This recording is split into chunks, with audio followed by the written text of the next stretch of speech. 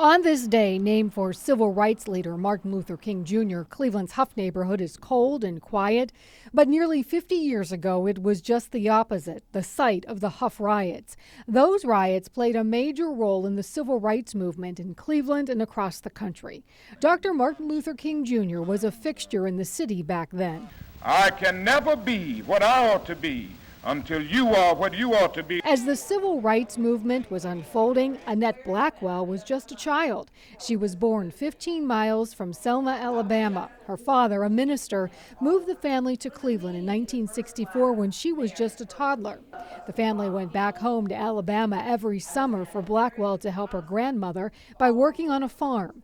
Those summers, Blackwell tells me, much different than her life in the North. No looking directly in a white person's eye. You look down. If we're on the sidewalk and you have to move over or get off the sidewalk, and everything was yes ma'am and no ma'am. Blackwell was the keynote speaker at the Cornerstone Missionary Baptist Church today during an MLK celebration where she told her story because I did make history.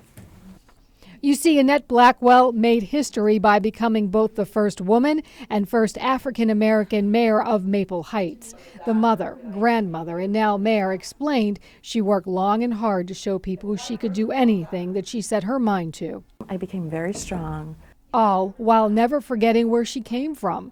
She never met MLK, but she tells me he certainly influenced her life. He was the hope for the people that I grew up with. They looked to him for hope. That was the reason for the picture in the house. That was the hope.